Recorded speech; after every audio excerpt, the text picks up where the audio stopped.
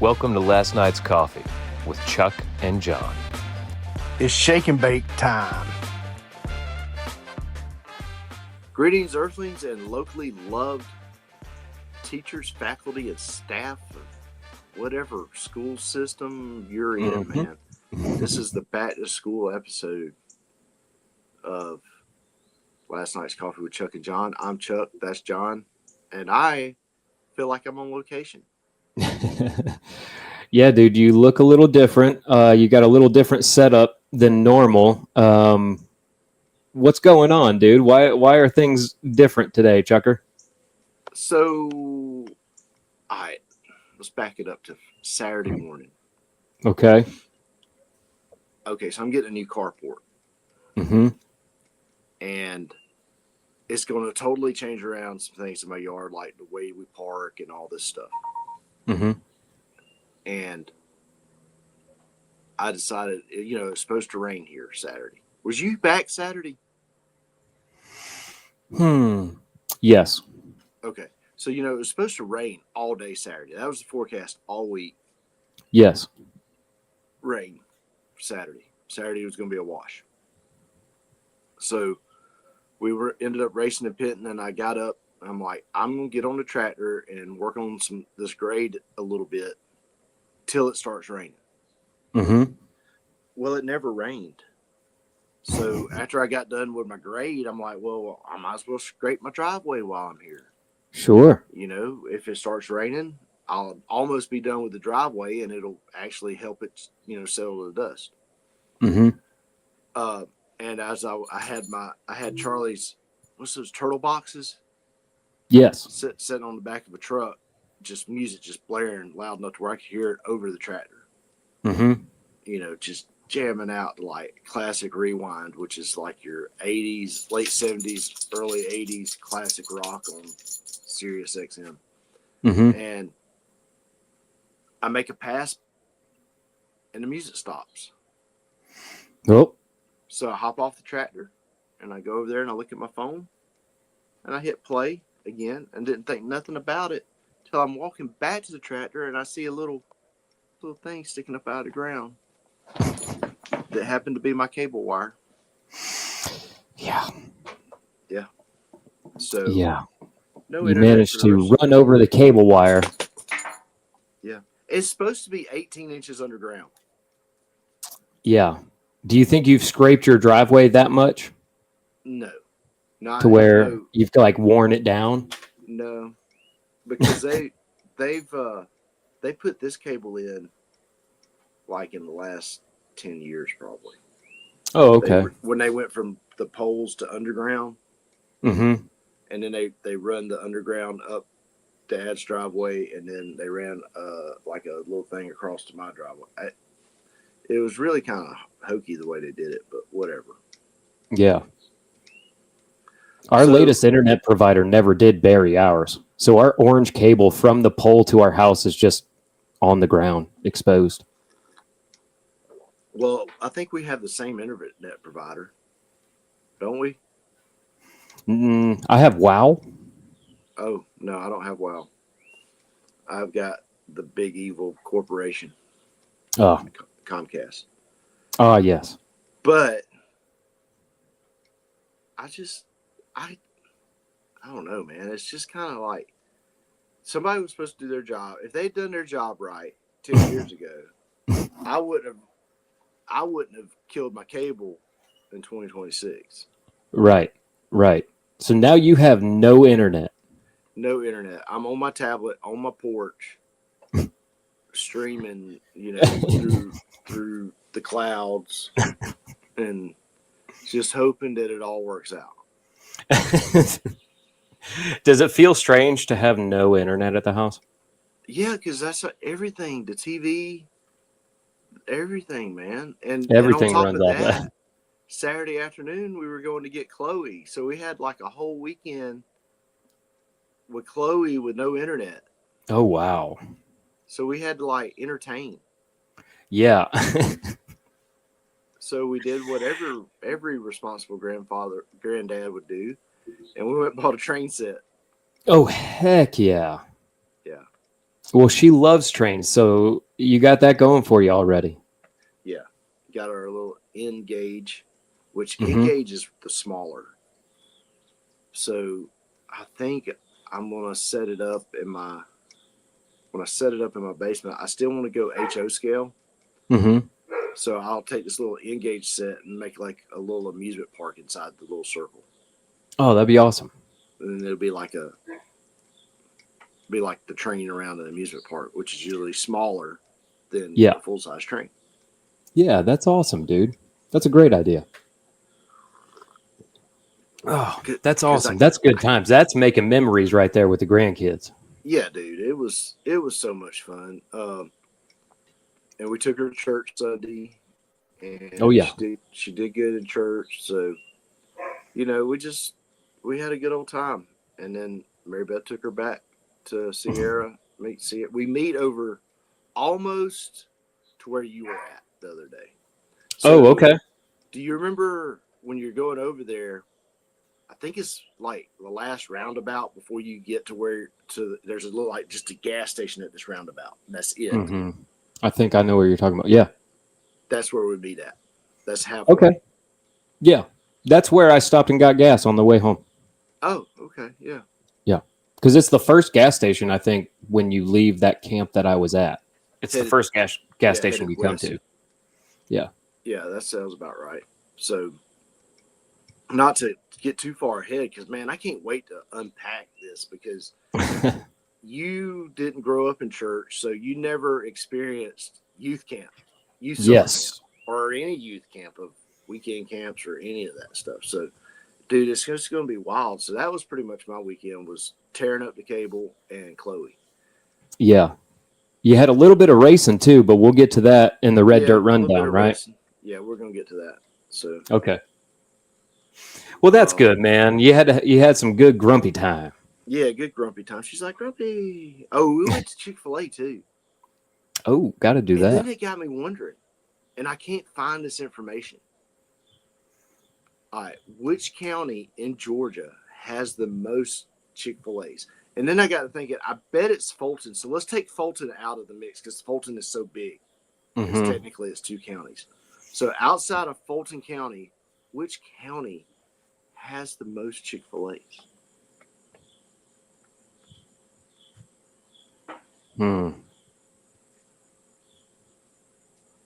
I'm tempted to say like one of the counties around us, right? Because we know this area so well. But at the same time, I got to think like Athens, Clark County is probably going to be high. But it's a small county. It is a small county, but it's so many college students in one little area. I feel like they're probably going to have a few Chick-fil-A's. I know they've got one on campus, but let me see. What else? I feel like there's probably something like Kennesaw or Dunwoody or Decatur or one of those areas that we're like not really thinking of, you know? Yeah, I'm Googling it right now. All right. I don't know, man. You're probably right on Fulton, right? Fulton probably has the most. Just because of size. Yeah.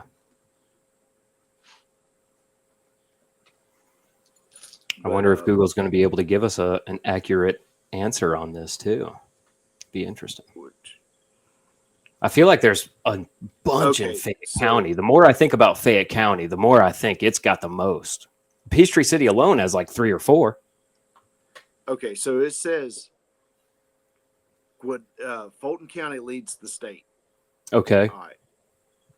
The two that follow, we didn't even have on our radar. Oh, wow. Okay. Gwinnett and Cobb.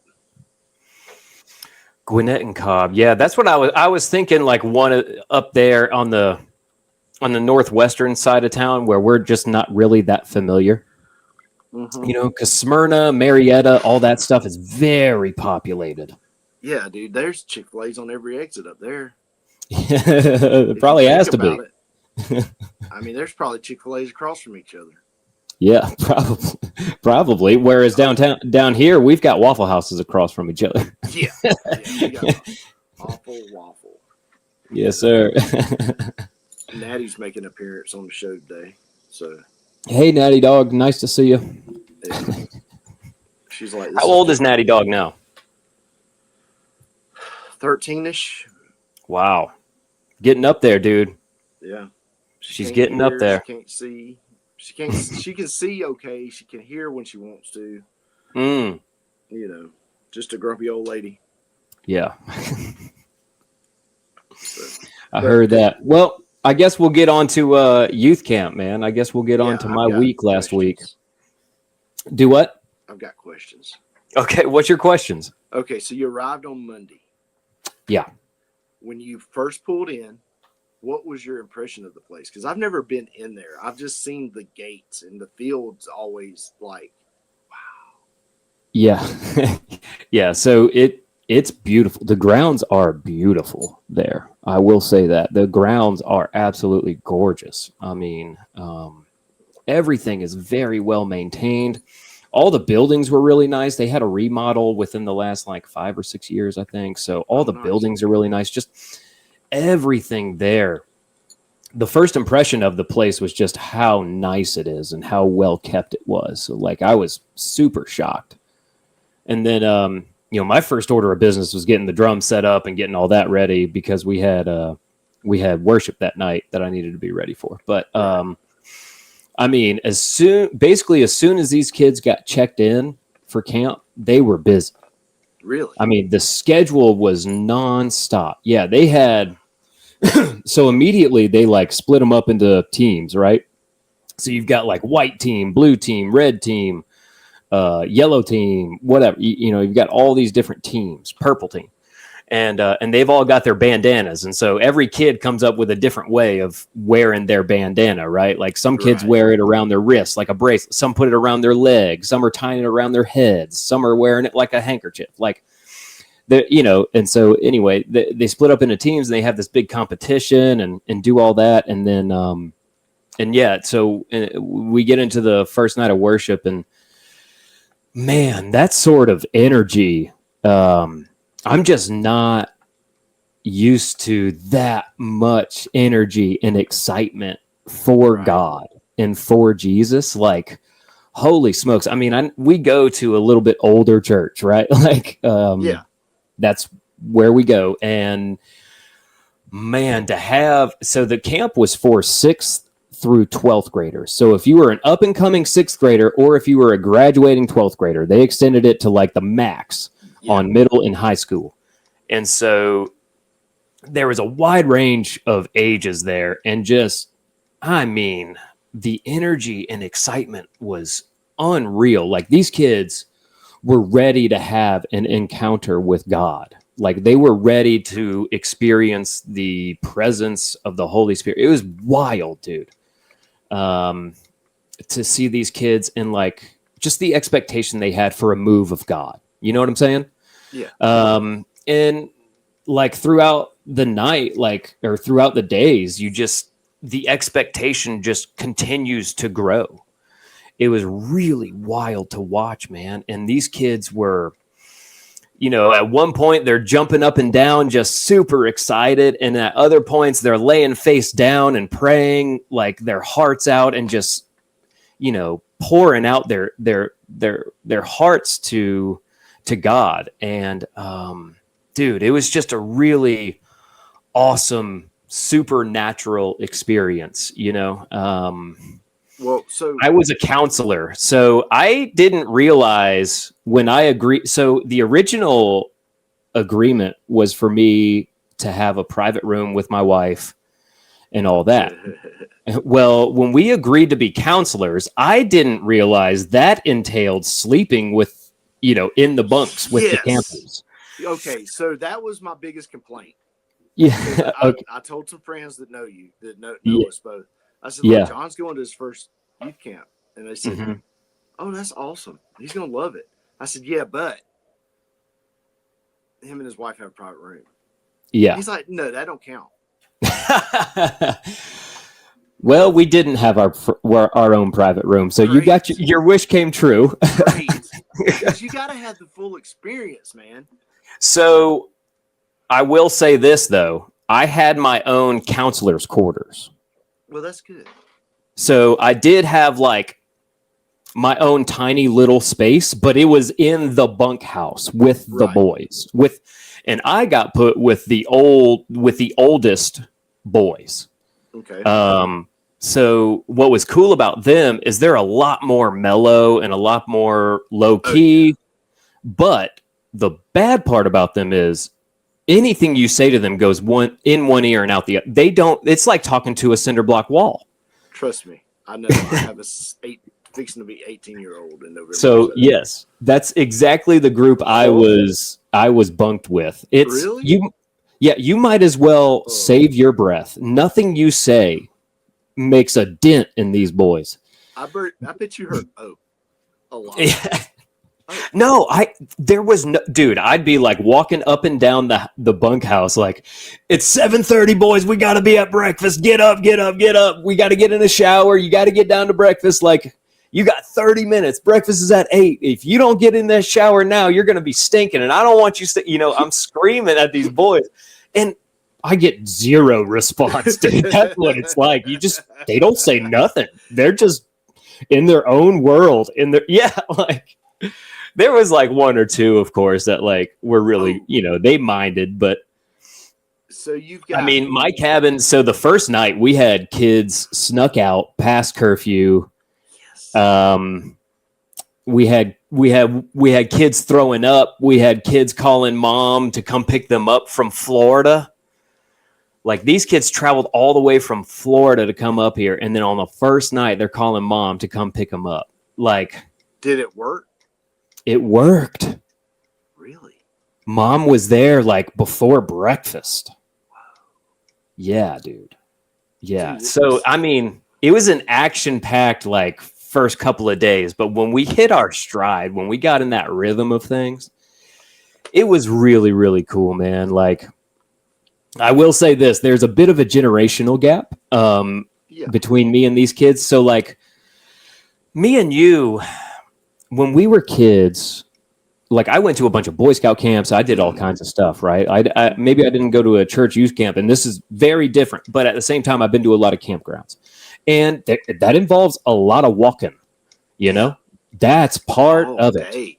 And I think there is a generational gap there because these kids just don't spend the kind of time outside doing stuff like we did. They're more indoors. They're on their phones. They're on their video games. They're just not accustomed to like miles of walking. Yeah, you're pushing it all day. Yeah, I'll say this. As the crow flies, the campground is really close together, but you're up and down a very steep hill the whole time. It's running down towards the lake, right? Bingo. So everywhere you go, you're like, I got to go uphill. Oh, yeah. Oh. Yeah. And there were plenty of kids who were like, I can't walk this anymore. So we wound up giving like little rides here and there to some of the kids who were really struggling. But they played. Yeah, I mean, other than there is that slight generational gap. You know what I mean? Where that hill would have meant nothing to me as a kid. It probably didn't mean anything to you now as an adult. Not much. No, not much. I mean, I can't I'll get. So we went to Penton this weekend, and it's kind of uphill where we pit and downhill towards the track. And we didn't take the dirt bike or anything. We just walked it. Oh wow! And because it walks, for whatever reason, it walks easier than Sonoa does. Okay.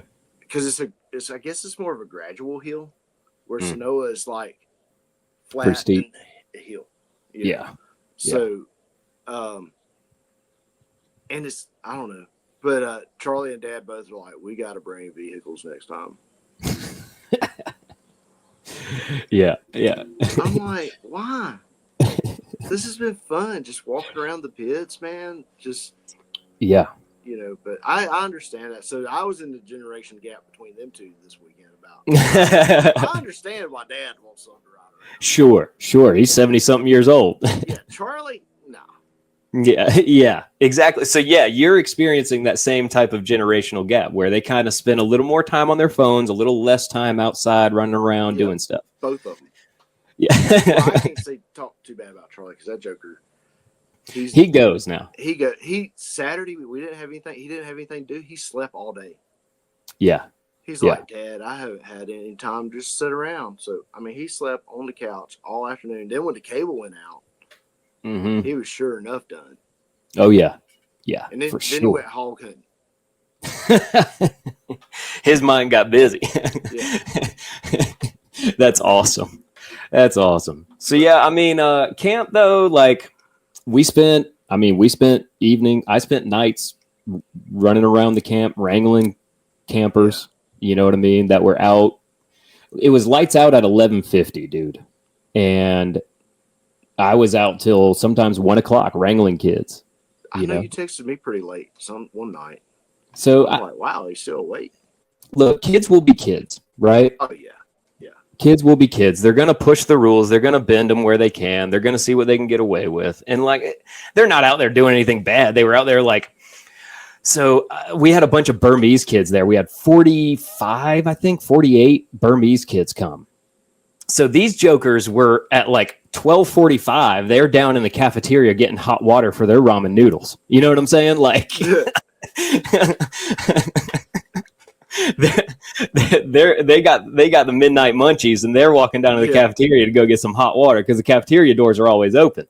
Yeah, and there's always cold water and hot water available. They made their ramen. Yeah, so they had to go make their ramen. But I mean, you know, some boys were playing basketball at like 12:30. Like, you know what I mean? They're kids. Kids will be kids. But I mean, honestly, we really didn't have too many issues. Like, no kids were doing things that they really shouldn't be doing, like nothing crazy unexpected. And again, dude, like it was so powerful just to see these kids really desire God. You know what I mean? Yeah. And some of them, so the whole theme of the camp was identity. That's what I was fixing to ask.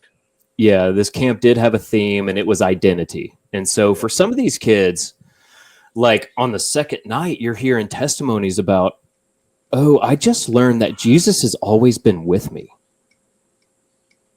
And you're like, oh my gosh, like what a revelation for these kids to realize, like, you know, like the Lord's always been there. Like, holy smokes. Show up. Yeah. And like, he's always been with me, and he's always going to be with me. He's gone before me. And like, to find out like who they are, they're children of God, and like, who they are in Christ, and you know, just things like that was really, really cool. Have a few kids obviously gave their life to Christ while we were there. Saw a few kids get healed of some things, like really, yeah. Like there's this one kid back healing, or like no, so like this one kid had that would be wild. This one kid had like a traumatic brain injury not that long ago, and he had like severe headaches. He could barely be in the room for worship. He had earplugs in, and he would sit in like the very back, and just he couldn't really engage. He wasn't physically able to because his head hurt so bad, and the noise and all that stuff, and the jumping around. Like those kids were wild, right? So he was just like having to sit in the back. Well, on the last night, this kid, his earplugs are out. He's jumping around. He's dancing. He's singing. And I got a chance to talk with him afterwards. And I was like, hey, I noticed you were engaged tonight and you were jumping around. Like, what happened? And he was just like, man, I heard an audible voice that told me to take the earplugs out and to go dance. And as soon as I took the earplugs out, like the headache was gone. And so he's like, no headache whatsoever. He's jumping around. He's not clumsy. Like this kid he was struggling to get up and down stairs from his injury. Oh, so like equilibrium. Yeah, equilibrium. All kinds of things were thrown off for this kid, right? And like as soon as he has the faith, it seems like, you know what I mean? As soon as he heard that voice, and as soon as he took the earplugs out, you know, his headache was gone. He wasn't clumsy. He was able to jump around and dance and sing and, you know, worship with with the 120 other kids that were there. And like, you see stuff like that happen, and you're just like, God, you know, you're not just these words on a page. Yeah. You know, you're not. Whew. That's like, was it the one that the crippled guy said, stand up? Yeah, yeah, yeah. Take up your Yeah. mat and walk. So take your earplugs out and it'll do it. Yeah, That might yeah. as well be a hand growing back, dude. That falls in the hand growing back category. I mean, dude, to see stuff like that happen for these kids, Chucker, was unreal. And then to see them like lay hands on each other and pray for each other. And I mean, we'd be done with worship at 10 o'clock or so, late. Yeah. And these kids would stay for an hour, hour and a half just praying for each other. Man, that's just great. Big circles around somebody, and this person, that person, whoever needs prayer is getting prayer. Like, oh, dude. I mean, at the end of the week, dude, I felt like a truck ran me over. Yeah. But I cannot wait to go back. So I've been to camps. Mm-hmm. Okay. And I've been like, I've grew up in it. So I was excited for you to see it like that because like it's so easy at camp for the kids to be in that space. Yeah. Does that make sense? Yeah. Like to be free and do all, Like I heard somebody say one time, it's like, man, I hate that camp's over because it's so free here. Yeah. And now we got to go back to the real world. Exactly. I remember that now, did you learn anything from the kid, not from the Bible, maybe more secular things you didn't know you was going to learn that week? No, like nothing like, and some kids just rambling on about something. No, I didn't learn any new, slang or lingo, or there's no new terms that I learned going around right now. I learned, you hear a little bit of gossip between the boys about which cute girls they're eyeballing. You hear some of that kind of thing. You know what I mean? Some of the nighttime discussions, We were at a camp one time. Dude, I was in like middle school. And lights out. Boom. Lights out. And so I was like middle school, high school, well, right at the verge. Maybe I was going into 9th grade or 8th grade. I don't know. I was older, but not old. I couldn't drive yet. And lights are out. This high school kid starts singing Detachable Penis. Word for word. Counselor turns the lights on. Who's singing? Nobody's singing. Everybody's asleep. Lights go back out. It was the funniest thing. Because I'm like, middle school. I'm like, where that word is just freaking hilarious to me. Right. Yeah. I'm dying.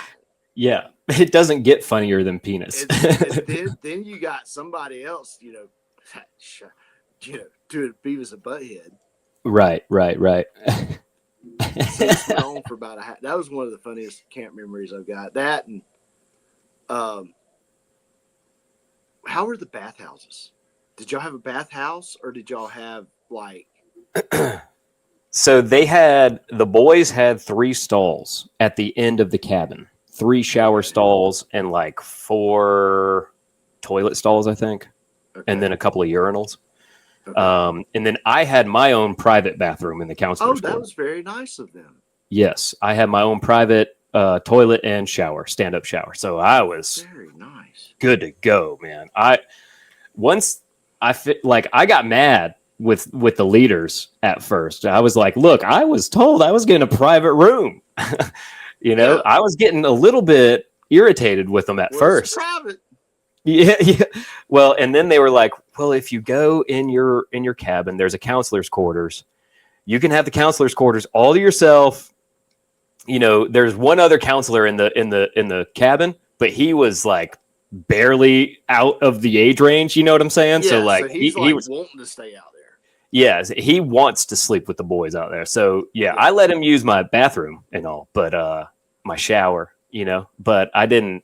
Other than that, man, I have my own little private space. So yeah, dude, It was nice, man. I'm not gonna lie. Those boys. Now we had like 20 boys in the cabin, and so the 3 shower stalls between the 20 of them was a little rough to get them cycled through. Yeah. Yeah. So we stayed at a camp one time in Effingham County, Alabama, not Alabama, Georgia.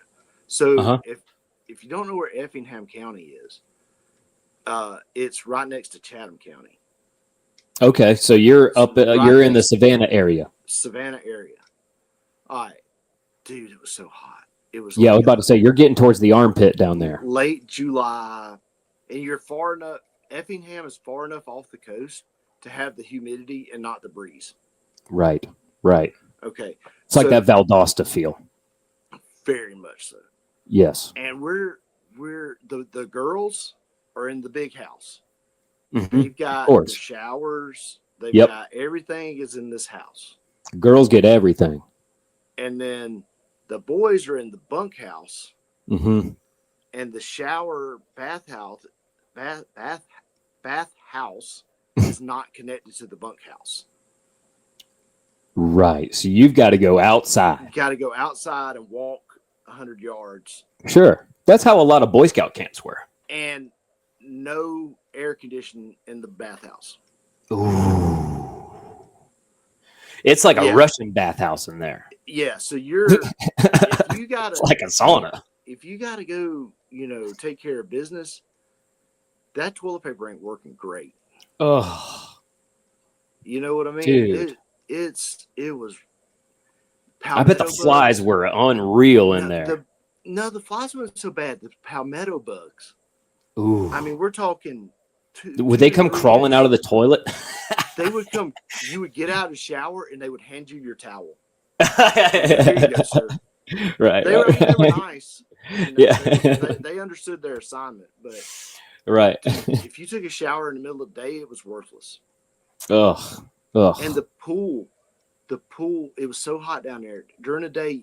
We didn't have to. We was on a mission trip, and we were supposed to be going and helping They kind of like scammed us into it. They said we need y'all to come down and help underprivileged kids in Effingham County. Okay. I don't know if you've ever been to Effingham County, but their idea of underprivileged kids and our idea of underprivileged kids living in Griffin, like our church was in the middle of a mill village. Yeah, right. We can looking out the doors of our church. You're looking at Section 8 housing. Yeah, and they're like... You're looking at government subsidized housing right outside your door. Right. Yes. We're like in... What's the worst neighborhood in Peachtree City? I mean, Wyndham? Or not Wyndham. I'm sorry, Windmead. So we're basically... The underprivileged kids in Effingham County lived in Windmead. Right. Right. And we're like, this is not... But whatever. I mean, it worked out, but... Yeah. But yeah, it was a different experience down there, dude. Yeah. I've been on ski trips. You got to go on a ski trip. Yeah, we'll see, man. We'll see. Our church doesn't do stuff like that right now. Our youth group just doubled in size. So, I think we're going to get, me and Catherine are going to get a lot more involved now, I think, with the youth because it just doubled in size. And so I see us doing a lot more trips. We're already talking about doing a couple night winter camp, around Martin Luther King Day. Got to be a ski trip. Well, we're talking about going to visit one of the Florida churches that came up here. So we'll see. It might be a beach trip in January. Ooh. Can you ski? I've never been skiing. You skateboarded though, right? Yes. So I could more than likely snowboard. Yeah, you could probably do that. I couldn't. Yeah. No, I had to tube. I'd probably get more of a kick out of tubing. It's pretty fun, really. Yeah, you don't have to pay attention. You're just having fun. Well, I almost died, but that's a story for a different day. But it was kind of like what's that Final Destination movie? Oh yeah. It was one of the moments. The ski trip, I don't know. You get them because it can be fun. It can be fun. I Mhm. highly suggest the ski trip. I mean, I Thank you. know we're already cold at night Yeah. working in the wintertime, and the last place we want to do is go somewhere colder. Yeah. I've always heard it's different when you go to those types of places, though. Like the It cold is. feels different. It's not. It's it's not. Don't listen to that dry cold nonsense. The dry cold. Well, like, dude, it's funny. I could go to Gatlinburg in the wintertime and walk around all night and not be cold. Really? Yeah. I could come to work and I'm sitting there shivering. And we got It's weird, heat. right? It's We weird. got heat. Yeah. Maybe it's because it's one of the things you want to be out there walking around, but you don't want to be working in the cold. I don't know. It's more of a mental thing than a physical It's thing. Is that mental. what you're saying? Yeah, it's all mental. None of it's physical. But man, I'm glad y'all had a good camp. I'm glad We did. it's on Jackson Lake. Yeah. Yeah. On the It's very just- north end of Jackson Lake. I mean, they had a ton of activities for the kids to do up there, dude. They did a mud run. They did the blob. They had a big old slip and slide. They had a high ropes course. Yeah. Like Mike and my daughter Lana did every bit of it. She was in Awesome. every bit of it. I loved that, man. One thing that I noticed that I really enjoyed is my girl Lana. You know, she's an up and coming sixth grader, so she's one of the youngest there, right? Yeah.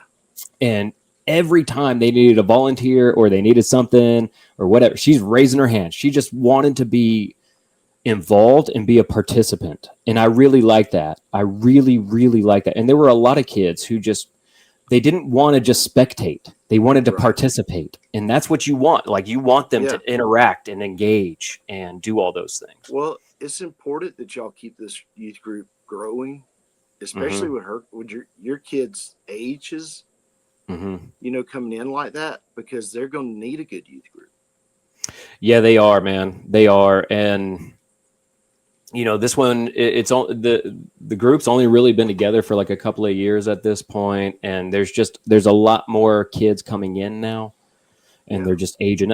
We've got a lot of young kids in our church, and so they're all That's kind of great. moving into that area of youth group and in that middle school, high school age range. So y'all's church has kind of got the older people, and then y'all's age.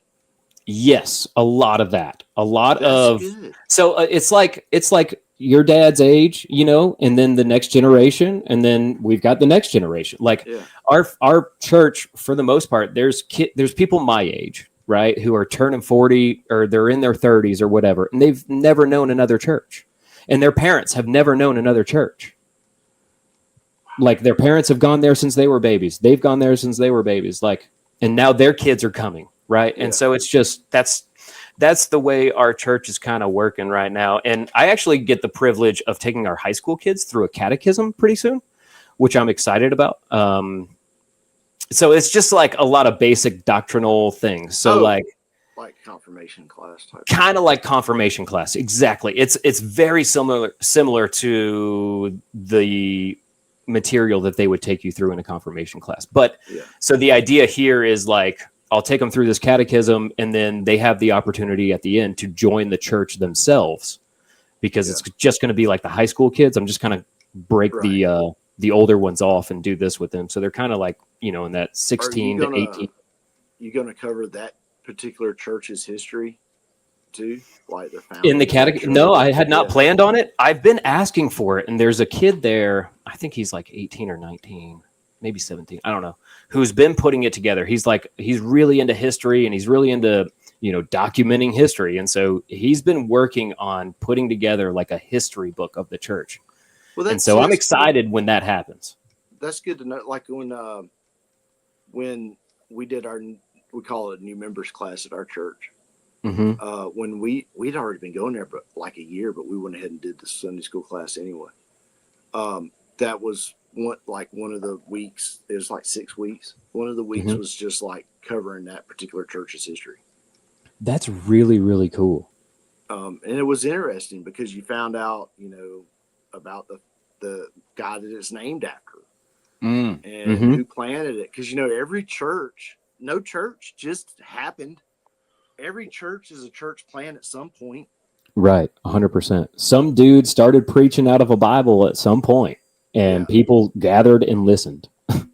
So, I mean, that's just my 2 cents. I'd put that in there. Yeah, that's actually a really, really cool idea. That's actually a really great idea. Especially with a church like ours, we're celebrating 198 years this year. Yeah, there's a lot of history there. There's like, a lot of history. You ride by there, and it's like that church is out in the middle of nowhere now. Yeah. Imagine how far out in the middle of nowhere it was, 200 years ago. Right. It's not that far from Sharpsburg proper, the old town of Sharpsburg. Not that far, no. But it's still, I guess Turin would have been the train stop, right? Like, I'm guessing Turin or Sharpsburg, one of those two would have been the train stop. Either way, that's a hike. Yeah. Yeah. And it's probably older than both of those communities. Yeah, 100%. More than likely, they call themselves Raymond or something like that. Or they have there used to be a town there. Census undesignated area or something like that is what they call it. Like I live in Rio. Oh, okay. And if you look on old maps, you can kind of see where there used to be like a community right here. So, or not like right here, but more up towards McIntosh. Oh, cool. That's cool. So, that's a really good idea. Thank you for that idea. I'm definitely going to do that. I'm going to get with Clint at the church and see where he's at on putting the history of the church together. How'd we get here? How'd we get here? Man, that would be really cool. And I'm hoping he's going to have it done soon. I thought it would be really cool to do at homecoming this year, in October. Yeah, that would be good. We're doing homecoming. Yeah, everybody needs to know it. But yeah. Well, you ready to take an ad break and then talk about some racing? Let's do it. Sorry, did I get to rambling too much, man? No, it was a good show. We didn't.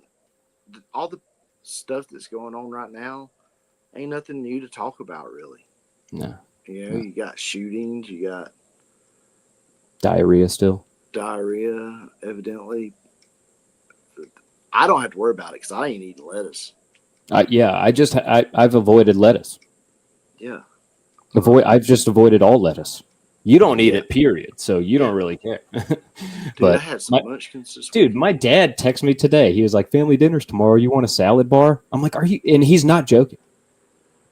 He was dead serious. 100% serious. About it. No, it's not even on his radar, dude. And I'm like, "You work for the CDC for 30 years, and you don't pay one bit of attention to all this? Like, just does not care." But is it still Taco Bell salad? No. Oh, it's all the salads. It's other, because it's still popping up. So I think they're still trying to really track it down. And what if we've been getting diarrhea from lettuce for years and we just didn't know it? Well, I mean, a lot of people talk about getting the runs when they eat too much lettuce. Yeah, I mean, how much lettuce are these people eating?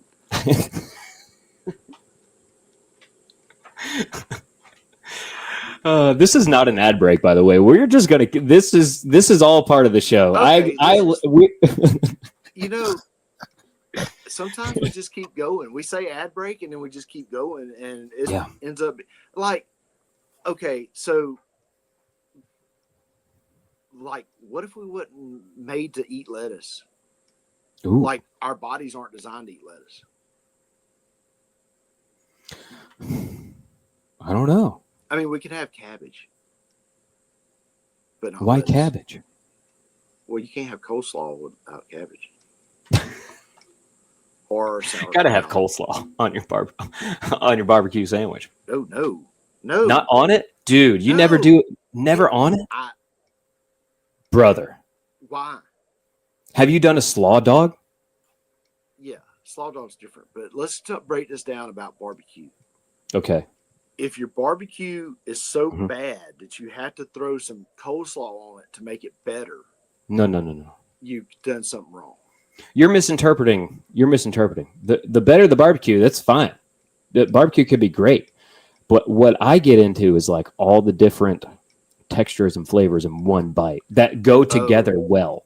So you're like, oh, okay. So you got salty and you got sweet. Yes. You got the sauce. Yes. And then you get the bun too, kind of soak up a lot of that stuff. And I don't know. So like I'm the same way with like a hot brownie and cold ice cream. Like I love that combination. Hot brownie and cold ice cream is one of the best. Yeah. There's like certain best. textures and flavors and like differences that just really go together. And for me, a barbecue sandwich with a little bit of coleslaw on top, that's a slap like your that. mama kind of thing. I like that. Okay. Well, I'm glad you. It's not about whether the barbecue is good or bad. It's not about that for me. Okay. Because you'll eat. I mean, you just said you like coleslaw on the side. I like the right coleslaw. Okay. I don't necessarily like the knife, what they call pocket knife coleslaw. Yeah. Where it's like, I like that traditional Southern, finely chopped, like you would put on a barbecue sandwich. Yes, finely chopped. Dude, Walmart makes some good finely chopped coleslaw. I'm here to tell you. Now, another thing is, though, I do like that kind of coleslaw on like a fish taco, like the heavier, the bigger chop. You know, that's basically when you're eating a fish taco, you're eating fish on a taco shell with coleslaw on top of it. And when you get all that together, so good, man. You do have those good textures. So. Yeah, so good, man. Oh, man, I'm getting hungry right now. I know. Let's hit this Red Dirt rundown, dude. All right. How was it? You guys, where were you guys this weekend? You went out Friday night? You went racing at Penton, right? Friday night to Penton, Alabama. Okay. And we have a 604 car. 604s was not on the schedule, so we raced up in limited. Okay. Now, we can do that at Sonoa pretty good. Mm-hmm. We struggled. We took a knife to a gunfight. Ooh. Charlie, the reason we wanted to go race was a couple reasons. They've got some better paying 604 races coming up in the area at Penton and Sonoa. And we hadn't been to Penton with this car all year. And we changed some things around. So we wanted to go kind of test it out and see how. So we kind of knew we were going to be underpowered a little bit. Mm-hmm. Ended up, I think we started 11th out of 11. Turned the fastest lap the boys ever turned at Penton, you know, even when we was running, and we wasn't that far off. We was only we was probably maybe like we run a 14.7 and the cars in front of us run 14.6s and 14.5s. So that was motor, not handling. But ended up 7th, I think. Wow. With attrition and passing some cars. So yeah. I mean, overall, it was a great run. The boy did good. Burned off a right rear tire in 25 laps, which I hadn't seen him do that before. He just didn't quite have enough butt to get up to keep up with the rest of them. Like you could see him, he would be corner speeds were faster. Mm-hmm.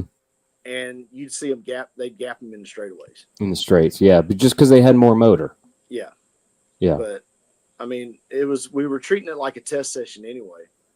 Well, look, man, only being a couple tenths off from those, leading cars, that's pretty good. Yeah. So we're going back Friday. It's a 2000 win 604 race. Mm-hmm. So we may go there. We may do a little bit better than that. Yeah. And it was one of them things, there ain't going to be a lot of limiteds there. The last time they raced, there were 6. Mm-hmm. We get there and there's freaking 11 or 12. I don't know. One of them was a daggone super. Yeah. I mean, it was a freaking Vic Hill powered super that just showed up to test. Basically. Oh, wow. Because he didn't finish the race, but, it's like he just ran his test laps and then called it a night. Yeah. So, but here's the weird thing. We didn't run hot laps. Mm-hmm. Hot lap qualifying till 10:30 local time. Whoa. It was late. Yeah. We got there at 7:15 because you got to be there for driver's meeting. Sure. And heck, had I known we was gonna start at the back, I would have just left here about 8 o'clock and drove over there. Just started at the back anyway. Yeah. I heard that. But we got home about 3:10. So without a Boys Waffle were out House late. stop. Yeah. Charlie slept all the way home. Yeah. And almost hit a deer on the way back. That was kind of wild. But overall, it was a good run. I like going to Penton. We always, for whatever reason, if we go run Penton, Mm-hmm. Charlie will come back and be faster at Sonoa. It's like a little confidence booster almost for him. It's a confidence booster. It's like it breaks your rhythm that you've been in, and all that. I think is what I don't know what it does, but whenever we go out and race somewhere else, we come back we're better at our regular track. So that's good. And then we had the Hunt the Front Super Series, which we've been following on here. They ran at Duck River in Tennessee, and Mike Marlar won on Friday night. Brandon Overton finished second, and Ashton come in third. And then on Saturday night, Ashton won it. And I can't remember who finished second and third, but Ashton got the win. So he keeps his points lead. Probably stretched out a little bit. And, we're looking forward to seeing how that goes. That's so cool that we got this local guy who Charlie's developed a relationship with recently who's ahead in the points. Yeah. So, and I think we didn't cover the Roscoe Smith Classic at Sonoa. We did not. So Tuesday, not last Tuesday, but Tuesday before that, we had so they had the Summer Nationals. We talked about Summer Nationals a little bit. Schaefer's Summer Nationals. They made their stop at Sonoa or Sonoya.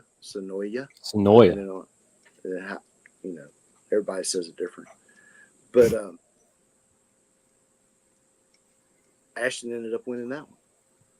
Oh, wow. So dang, dude. Yeah. This he's having a good year so far. Yeah, I think he's probably having one of his better years. They've got that car hooked up and everything's going like it ought to be. And I mean, it's one thing to have a good race. It's another thing to have a string of good races. Yeah. You know? You can put something together when it gets to going like that. So yeah, good to see him doing good. Pretty excited about the rest of the season. We've got a little bit of a glitch in our power steering system on our car, but I think it can be remedied pretty quick, pretty easily. Okay. It's got a little, you know how they get that a little bit of, a little bind. Yeah, kind of like the pressures are acting weird, but they say there's a little fix you can do on that. So, okay. We'll see on that. But other than that, we're really looking forward to the rest of the season. We've got a doubleheader at Penton and Sonoa this weekend. Mm-hmm. Then we're off a weekend. Then we've got a doubleheader at Penton and Sonoa. Jeez. And then we're off another weekend. Then we got a big 604 race at Sonoa. This is actually a makeup race from earlier in the year that we wasn't ready for anyway. So, and 3 of the next 5 races are all with the Crate Racing USA touring series that tours with our car, with our motor package. So we get to, even if we don't do that great in those, we get to race with some fast cars that are like our cars, and really get to see where we need to improve, and it's all right now. It's about laps and repetition. Sure. Well, you guys are about to get a lot of that. It sounds like in the next few weeks, dude. Yeah, I'm gonna be tired. I was tired. Golly, I'm tired. Sounds like you guys are going to get a lot of laps in the next few weeks. Yeah. So you want to You want to throw that meme up? Oh yeah. Here, I got to do it this time. Yeah, because I don't have capabilities. There we go. All right. So here's the meme of the week, and this is from the Babylon Bee because it's the best. And it's a picture of a young lad at a soundboard, and it says, "Church sound guy admits he has no idea what any of these little dials do." Now, see, And that's so accurate, dude. Those guys don't have a clue. I thought this was supposed to be satire. As a former church sound guy, I can tell you, I didn't know what those buttons did. I just turned them till it sounded better. Yeah, 100%. 100%, man. Nobody knows what those dials do. You've got to be like a for real sound engineer to really. You have to have gone to school. Yes, to like know how to bend this frequency and this hertz and blah blah blah. Like, get out of here! I can't follow all that. I just knew if this one girl was singing, we needed to adjust this because it would crack and we get feedback. Yeah. And if this one guy was singing, we had to bring this up to make him sound more baritone. I gotcha. So you learned a little bit. But I don't know what buttons I pushed. And you definitely don't know what all them switches did, do you? I could mute you. yeah, right? I can mute. You got used to that, huh? Yeah, mute. Okay, everybody's muted. Now they can preach. That's hilarious. That's your main job as a sound guy. Sure. At church, your main guy is a sound guy. The main job as a sound guy at church is you don't want any feedback, and you want to make sure everybody's muted when they're supposed to be muted. Yeah, pretty much. If you do that, you won't get any complaints. No. Well, there's going to be, I couldn't hear the preacher when he was preaching. Oh, well, yeah, there's going to be some who fault, Martha, they can't hear the voice. Hearing aid. Right. Exactly. You're always going to have one who like can't hear the preaching and one who the music's too loud. Yeah. I couldn't hear the words of that beautiful song over the music. Well, that's why they're on screen. Yeah. So you can see them and you can sing. Yeah, that's right. That's right. Be a participant. Yeah. All right. You ready for the red word send off, Chucker? Send me off, man. This has been a great show, dude. I've really enjoyed this one, man. Here we go. Red word send off this week is going to come from Matthew chapter 11. And I'm pretty sure we've done this one before, but I want to do maybe a little bit longer version of it this time. Okay. I kind of want to read a few verses. It'll be just a few. So Matthew 11, starting in verse 28. Come to me, all of you who are weary and burdened, and I will give you rest. Take my yoke upon you and learn from me, because I am lowly and humble in heart, and you will find rest for your souls. For my yoke is easy and my burden is light. That's a good one. Man, that rest for your souls, dude, that's something we don't really think about in our society very much anymore. No. Yeah. No, and I've heard